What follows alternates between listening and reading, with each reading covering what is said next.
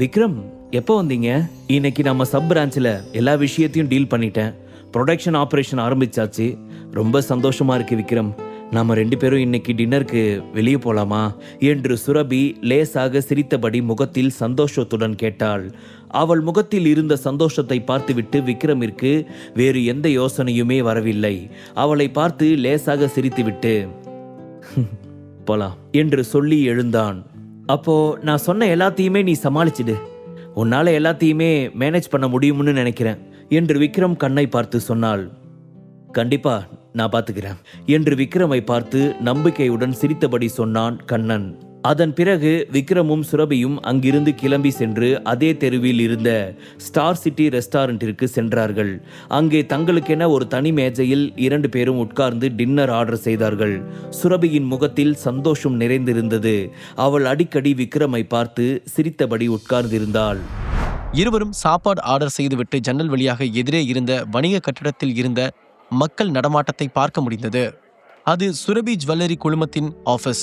Star city திட்டத்தின் கடைசி விளம்பரத்திற்கு பிறகு சுரபி ஜுவல்லரி குழுமத்தின் சைன்போர்டு தொங்கவிடப்பட்டது. ப்ரொடக்ஷன் செயின் மற்றும் சேனல் சேஞ்ச் முழுவீச்சில் இருந்தது. எல்லாம் சுமூகமாக நடந்து கொண்டிருப்பதனாலேயே சுரபிக்கு பயங்கர சந்தோஷம் ஏற்பட்டது. இது அவளுடைய கனவு. அவளுடைய கனவை தன் கணவன் நிறைவேற்றும் போது எப்படி மகிழ்ச்சி அடையாமல் இருப்பாள்? ஆனால் விக்ரமின் முகம் இன்றைக்கு ஏதோ பொலிவில்லாததைப் போல இருந்தது. சுரபி அவனை பார்த்து எதையோ பேச வர, அப்போது டேபிளில் வைக்கப்பட்டிருந்த விக்ரமின் போனுக்கு சுபிக்ஷாவிடமிருந்து கால் வந்தது. அதை பார்த்ததும் டக்கன சைலண்ட் மோடில் போட்டுவிட்டு மீண்டும் சாதாரணமாக மெனு கார்டில் வேறு ஏதாவது ஆர்டர் செய்யலாமா என்று பார்த்து கொண்டிருந்தான். அப்போது மீண்டும் அவனுக்கு சுபிக்ஷாவின் நம்பரில் இருந்து கால் வர, இந்த முறை காலை கட் செய்து விட்டான் விக்ரம். எதிரில் உட்கார்ந்து அதையெல்லாம் பார்த்து கொண்டிருந்த சுரபிக்கு இதயம் படபடவென அடித்துக் கொண்டது. விக்ரமிடம் இதை பற்றி கேட்கலாமா? அப்படி கேட்டால் தான் சந்தேகப்படுவதாக தப்பாக நினைத்து விடுவானோ என்ற பயமும் அவளுக்குள் இருந்தது. ஆனால் நடப்பதையெல்லாம் பார்த்து அவளால் கேட்காமல் இருக்க முடியவில்லை. மீண்டும் 3வது முறையாக சுபிக்ஷாவிடமிருந்து கால் வர, சுரபி ஒரு 2 மினிட்ஸ் இதோ வந்துடுறேன் என்று சொல்லி போனை எடுத்துக்கொண்டு தள்ளி சென்றவன், உனக்கு என்ன பிரச்சனை சுபிக்ஷா? எதுக்கு தேவையில்லாம எனக்கு கால் பண்ணி டிஸ்டர்ப் பண்ணிட்டு இருக்க என்று கோபமாக கேட்டான். மைசூர்ல நீ இருந்த இடத்துல ஏதோ பாம் பிளாஸ்ட் நடந்துருச்சுன்னு கேள்விப்பட்டேன், உனக்கு எதுவும் ஆகலையே என்று கேட்க, விக்ரம் குழப்பத்துடன், அது எப்படி உனக்கு தெரியும் என்று கேட்டான். நீ முதல்ல சொல்லு, உனக்கு எதுவும் ஆகலைல என்று சுபிக்ஷா மீண்டும் கேட்க, ஏன் பாம் பிளாஸ்ட் ஆனது தெரிஞ்ச உனக்கு எனக்கு எதுவும் ஆகலைன்னு தெரிஞ்சிருக்காதா என்ன? இதை ஒரு சாக்கா வச்சு என்கிட்ட கால் பண்ணி பேசலாம்னு நினைச்சியா என்று கேட்டான் விக்ரம். விக்ரம், அந்த விஷயத்தை கேட்டது எனக்கு எவ்வளவு கஷ்டம் ஆயிடுச்சு தெரியுமா? எனக்கு இப்போ உன்னை உடனே பார்க்கணும், நீ எங்க இருக்கன்னு சொல்லு, நான் வர்றேன் என்று சொல்ல, விக்ரம் பயங்கரமான கடுப்பில், சுபிக்ஷா எல்லாத்துக்கும் ஒரு லிமிட் இருக்கு. எனக்கு ஏற்கனவே கல்யாணம் ஆயிடுச்சுன்னு சொல்லியும் நீ திரும்ப திரும்ப இப்படி நடந்துக்கிறது எனக்கு சரியா படல. நான் என் ஒய்ஃபோட டின்னருக்கு வெளியே வந்திருக்கேன். எங்களோட ரொமான்டிக் டைமை தேவையில்லாம கடுப்பேத்தி மாத்திடாத என்று வேண்டுமென்றே அவளை கடுப்பேத்துவதைப் போல சொல்லிவிட்டு போனை கட் செய்தான் விக்ரம். அந்த வார்த்தைகளை கேட்டதும் சுபிக்ஷாவுக்கு பயங்கர கடுப்பானது. கோபத்தில் காலை தரையில் மிதித்துவிட்டு மீண்டும் ஒரு முறை விக்ரமுக்கு டயல் செய்ய, இப்போது அவனுடைய போன் சுவிட்ச் ஆஃப் என்று வந்தது. அது சுபிக்ஷாவுக்கு இன்னும் கடுப்பாக அடுத்து என்ன செய்வதென்று தெரியாமல் தன்னுடைய ரூமில் அங்குமிங்கும் அலைந்து கொண்டிருந்தாள். விக்ரம் மீண்டும் வந்து சுரபியிடம் உட்கார, அந்த நேரத்தில் அவர்கள் ஆர்டர் செய்த ஃபுட்டும் வந்து சேர்ந்தது. இருவரும் அமைதியாக உட்கார்ந்து சாப்பிட்டுக் கொண்டிருக்க, சுரபி கொஞ்சம் தயங்கிக் கொண்டே அவனை பார்த்து, விக்ரம், உனக்கு என்ன ஆச்சு இன்னைக்கு? ஏதாவது உடம்பு சரியில்லையா? எதையோ யோசனை பண்ணிக்கிட்டே இருக்க என்று கேட்டாள். விக்ரம் அவளை பார்த்து லேசாக சிரித்துவிட்டு, அதெல்லாம் ஒன்றும் இல்லை, நான் நல்லா தான் இருக்கேன் என்று சொன்னான். ஆனால் விக்ரமின் புன்னகையில் உண்மை இல்லாததை பார்த்து சுரபிக்கு சந்தேகம் வந்தது. சுபிக்ஷா அவர்களுடைய வாழ்க்கையில் வந்ததிலிருந்து தனக்கு சொந்தமானது எப்போதாவது திருடப்பட்டு விடுமோ என்ற பயத்திலேயே சுரபி இருந்தாள். ஆனால் அதை எப்படி விக்ரமிடம் எடுத்து சொல்வது என்று தெரியாமல் தனக்குள்ளேயே மறைத்து கொண்டாள். இப்போது விக்ரமுக்கு ஏதோ பிரச்சனை இருப்பதைப் போல தோன்றியது. அது அந்த பெண்ணால் வந்திருக்குமோ என்ற சந்தேகமும் அவளுக்குள் எழுந்தது. அதை உறுதிப்படுத்தும் விதமாக சுபிக்ஷாவிடமிருந்து வந்த போன் காலும் அவளுக்கு சந்தேகத்தையும் பயத்தையும் ஏற்படுத்தியது. விக்ரம், பேசாம நீயும் என் கூடவே சென்னைக்கு வரலாம்ல என்று சுரபி கேட்க, நான் வந்து அங்க என்ன பண்ண போறேன்? நீ போயிட்டு வா. நீ சென்னைக்கு போனாலும் போகலைனாலும் கம்பெனிக்கு பெருசா எந்த பாதிப்பும் ஏற்பட போறதில்ல. ஆனா உன்னோட பிசினஸை பத்தி நீயே நேரா போய் தெரிஞ்சுக்கிட்டாதான் உனக்கு அந்த திருப்தி இருக்கும். தாராளமா போயிட்டு வா. உனக்கு ஏதாவது பிரச்சனைனா உடனே எனக்கு ஃபோன் பண்ண, நான் பாத்துக்கிறேன் என்று சொன்னான் விக்ரம். சுரபி கொஞ்சம் ஏமாற்றமான குரலுடன், அப்போ நீ என் கூட சென்னைக்கு வரமாட்டியா என்று கேட்டாள். எனக்கு இங்க இன்னமும் கொஞ்சம் வேலை இருக்கு, இப்போ என்னால உன் கூட வர முடியாது என்று சொன்னான் விக்ரம்.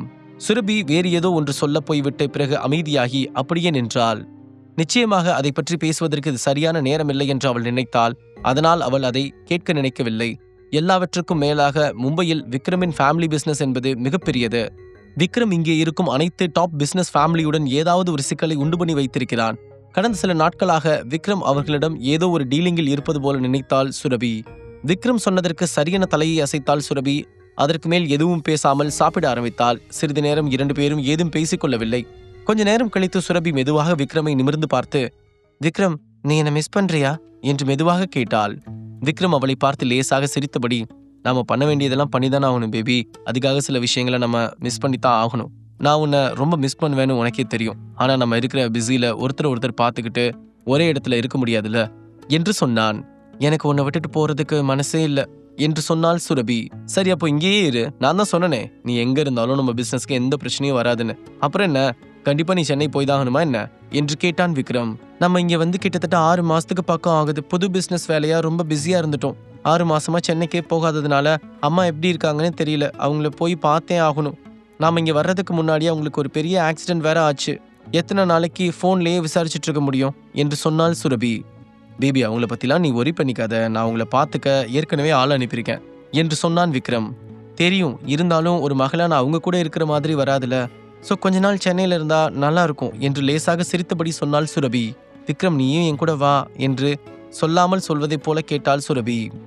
ஆனால் கண்டிப்பாக விக்ரம் வரமாட்டான் என்பது அவளுக்கு தெரியும். சுரபி அமைதியாக உட்கார்ந்திருக்க விக்ரம் அவளை பார்த்து, பேபி, உனக்கு என் மேல ஏதாவது சந்தேகம் இருக்கா என்று கேட்டான் விக்ரம். அவள் ஒன்றும் புரியாததைப் போல அவனை நிமிர்ந்து பார்த்து, என்ன விக்ரம் என்று கேட்டாள். இல்ல, என்னை இங்க தனியா விட்டுட்டு போறதுக்கு உனக்கு பயமா இருக்கா? நான் அந்த சுவிக்ஷா பின்னாடி போயிருவனோன்னு பயமா இருக்கா என்று நேரடியாகவே கேட்டான் விக்ரம். அதை கேட்டதும் சுரபியின் முகம் லேசாக மாறியது. அவள் விக்ரமை செல்லமாக முறைத்தபடி, என்னை பார்த்தா உனக்கு எப்படி தெரியுது விக்ரம் என்று கேட்டாள். நீ அந்த மாதிரி எதுவும் நினைக்க மாட்டேன்னு எனக்கு தெரியும். இருந்தாலும் சுவிக்ஷா விஷயத்துல உன்னால அவ்வளவு பெருந்தன்மையா இருக்க முடியாதுன்னு எனக்கு தெரியும். நான் அவ பின்னாடி போகலைனாலும் அவ என்னை பார்க்க வந்து அடிக்கடி டிஸ்டர்ப் பண்றது கூட உனக்கு கஷ்டமா தான் இருக்கும். நீ ஊர்ல இல்லைங்கிற விஷயம் அவளுக்கு தெரிஞ்சா அது அவளுக்கு இன்னமும் ஈஸியா போயிடுங்கிற வருத்தம் உனக்குள்ள இருக்குன்னு என்னால ஃபீல் பண்ண முடியுது என்று சொன்னான் விக்ரம். சுரபி அமைதியாக தலையை குனிந்தபடி, அப்படிலாம் எதுவும் இல்லை என்று சொன்னாள். ஆனால் அவள் மனதிற்குள் சுவிக்ஷாவை பற்றி பல யோசனைகள் ஓடிக்கொண்டிருந்தது. உடனே விக்ரம் அவளை பார்த்து சிரித்தபடி, உண்மையிலே அப்படி எதுவும் இல்லைன்னா ரொம்ப சந்தோஷம் என்று சொன்னான். உடனே டக்குன அவனை நிமிர்ந்து பார்த்து, இனிமே அவன் பின்னாடி வரக்கூடாது. அதுக்கு என்ன பண்ணணுமோ அதை முதல்ல பண்ணு விக்ரம். என்னால எல்லாத்தையுமே டேக் இட் ஈஸியா எடுத்துட்டு போக முடியாது. நான் உன்னோட பொண்டாட்டி, எனக்கு உன் மேல நம்பிக்கை இருக்கு. இருந்தாலும் இன்னொரு பொண்ணு இப்படி உன்கிட்ட அடிக்கடி வந்து டார்ச்சர் பண்றதை என்னால பார்த்துட்டு இருக்க முடியல. உன்னால எதுவும் பண்ண முடியலன்னு சொல்லு, நான் பாத்துக்கிறேன் என்று கோபமாக சொன்னாள் சுரபி. நீ என்ன பாத்துக்குவ என்று விக்ரம் திரும்ப கேட்க, நான் ஸ்டேஷன்ல போய் அவன் மேல கம்ப்ளைண்ட் பண்ணுவேன் என்று சொன்னாள் சுரபி. உடனே உன்னோட கம்ப்ளைண்ட்டை எடுத்துக்கிட்டு தான் அவங்க மற்ற வேலையை பார்ப்பாங்கன்னு நினைக்கிறியா என்று விக்ரம் அவளை பார்த்து திரும்ப கேட்டான். அதற்கு சுரபியிடமிருந்து எந்த பதிலும் வரவில்லை. அமைதியாக தலையை கீழே குனிந்தபடி உட்கார்ந்திருந்தாள். விக்ரம் அவளை பார்த்து லேசாக சிரித்தபடி, சுரபி, நீ மனசை போட்டு குழப்பிக்கிற அளவுக்கெல்லாம் இது ரொம்ப பெரிய விஷயம் கிடையாது. எனக்கு டைம் கிடைக்கிறப்போ அவளோட அப்பாவை பார்த்து எல்லாத்தையும் பேசினா சரியாயிடும். அதை நான் பாத்துக்கிறேன். நீ தேவையில்லாம பயப்படுறதை விட்டுட்டு நிம்மதியா ஊருக்கு போயிட்டு வா என்று சொன்னான். அதற்கு சுரபி எதுவும் பேசாமல் அமைதியாக அவனை நிமிர்ந்து பார்த்தாள். அவள் கண்களில் கண்ணீர் தேங்கி நின்றது. விக்ரம் என்று குரல் தழுதலுக்க மெதுவாக அவனை பார்த்து அழைத்தாள். பேபி, இதுக்கெல்லாம் அழாத செல்லும். எனக்கு இந்த உலகத்துல உன்னை விட்டா வேற யாரும் கிடையாது. உன்னை தாண்டி நான் யார் பின்னாடியும் போக மாட்டேன். மற்றவங்க என் வழியில வர்றதுக்கும் நான் அலோவ் பண்ண மாட்டேன். நீ தைரியமா சென்னைக்கு போயிட்டு வா. உனக்கு அப்படி நம்பிக்கை இல்லைன்னா நானும் வேணா உன் கூட சென்னைக்கு வந்துடுறேன் என்று சொன்னான் விக்ரம். சுரபி கண்களை துடைத்து கொண்டு, இல்ல விக்ரம், மற்ற சராசரி பொண்ணுங்க மாதிரி நானும் நடந்துக்க மாட்டேன். நான் என்ன நம்புறதை விட உன்னை அதிகமா நம்புறேன். என்னோட கவலை எல்லாம் அந்த சுவிக்ஷாவால உனக்கு ஏதாவது ஆகிடுமோன்னு தான் என்று சொன்னாள். யாராலையும் என்னை எதுவும் பண்ண முடியாது, நீ தைரியமா இரு என்று விக்ரம் ஆறுதலாக அவளுக்கு தைரியம் சொன்னான். அதன் பிறகு சுரபி எதுவும் பேசாமல் அமைதியாகவே உட்கார்ந்திருந்தாள். சரி, இங்கே இருந்தா உனக்கு தேவையில்லாத யோசனை எல்லாம் வந்துட்டு இருக்கும். வா, நம்ம வெளியே எங்கேயாவது ஷாப்பிங் போலாம் என்று சொல்லி அழைத்தான். சுரபிக்கும் அது சரியான யோசனையாகத்தான் தோன்றியது. இப்போதைக்கு அவளது மனநிலையை கொஞ்சம் சாதாரண நிலைக்கு கொண்டு வர வேண்டும் என்று நினைத்தாள். இருவரும் சாப்பிட்டு முடித்துவிட்டு வெளியில் ஷாப்பிங் சென்றார்கள். காரை ஒரு இடத்தில் பார்க் செய்துவிட்டு கிட்டத்தட்ட 1 கிலோமீட்டர் தூரத்திற்கு கடைகளும் மால்களும் நீண்டிருந்தது. விக்ரமும் சுரபியும் கையை கோர்த்து கொண்டு ஷாப்பிங் சென்றனர். உண்மையிலேயே விக்ரமுடன் அப்படி செல்வது அவளுக்கு ஒரு நிம்மதியை கொடுத்தது. அந்த சமயத்தில் விக்ரமுக்கு பிரைவேட் நம்பரில் இருந்து ஒரு கால் வர, யாராக இருக்கும் என்ற சந்தேகத்துடன் போனை அட்டன் செய்து காதில் வைத்தான். ஹலோ மிஸ்டர் விக்ரம், எப்படி இருக்கீங்க என்று ஒரு ஏஐ வாய்ஸ் கேட்டது. அந்த வாய்ஸுக்கு பின்னால் இருக்கும் உண்மையான குரலை அவனால் கண்டுபிடிக்க முடியவில்லை. யார் நீங்க என்று விக்ரம் கேட்க, நான் யாருங்கிறது முக்கியமா இல்ல நான் எதுக்கு கால் பண்ணிருக்கேங்கிறது முக்கியமா என்று அந்த குரல் சொல்ல, விக்ரம் குழப்பத்துடன் ஏதும் பேசாமல் யோசித்துக் கொண்டிருக்க, சரி, நான் எதுக்கு கால் பண்ணிருக்கேன்னு சொல்லிடுறேன். அதுக்கப்புறம் நீயே எது முக்கியம்னு முடிவு பண்ணிக்கோ. அடுத்த 24 மணி நேரத்துல உனக்கு முக்கியமான நெருங்கின ஒருத்தவங்க சாக போறாங்க என்று சொன்னது அந்த குரல். அதை கேட்டு விக்ரம் அதிர்ச்சியுடன் அருகில் இருந்த சுரபியை பார்க்க, அவங்களே விக்ரம் பாக்குற, பாவம், அவங்க உன் மேல உயிரையே வச்சிருக்காங்க. நீயும் அப்படித்தானே அவங்க மேல பாசம் வச்சிருப்ப. இப்படிப்பட்ட ஒரு லவ் பேர்ட்ஸை கொல்லணும்னு எனக்கு தோணுமா என்று சொல்லிக் கொண்டிருக்கும் போதே விக்ரம் சுற்றிலும் முற்றிலும் தேடி பார்த்தான். யார் எங்கிருந்து பேசுகிறார்கள் என்று எந்த குழுவும் தெரியாமல் விக்ரம் குழப்பத்துடன், டேய் யாரா நீ, தைரியம் இருந்தா உன் பேரை சொல்லு, இல்லனா என் முன்னாடி வாடா என்று கோபமாக சொன்னான். நேர்ல வந்தா அதுல என்ன கிக் இருக்க போகுது விக்ரம், இப்படி விளையாடுறதுல தானே கிக்கு. சரி, உன்னோட டைமை வேஸ்ட் பண்ண நான் விரும்பல. நீ போய் சீக்கிரம் அந்த ஒருத்தவங்க யாருன்னு கண்டுபிடி, இல்லனா தேவையில்லாம அவங்களோட உயிர் போறதுக்கு சான்ஸ் இருக்கு என்று சொல்லிவிட்டு போனை கட் செய்தான் அந்த மர்ம மனிதன். அடுத்த நொடியே விக்ரம் தனக்கு நெருக்கமான எல்லோருக்கும் கால் செய்து விசாரித்தான். ஆனால் சந்தேகப்படும்படி எங்கேயும் ஏதும் நடக்கவில்லை. உடனே தனக்கு தெரிந்த எல்லோருடைய பாதுகாப்பையும் பலப்படுத்தி யாருக்கும் ஏதும் ஆகக்கூடாது என்பதில் கவனமாக இருந்தான். ஆனால் இன்னமும் அவன் மனதிற்குள் ஒரு பயம் இருந்து கொண்டே இருந்தது. அந்த மர்மக்குரல் யார்? உண்மையில் அவனால் யார் பாதிக்கப்படுவார்கள்? முழு கதையையும் கேட்டு மகிழ பாக்கெட் FM ஆப்பை டவுன்லோட் செய்யுங்கள். லிங்க் டிஸ்கிரிப்ஷனில் கொடுக்கப்பட்டுள்ளது.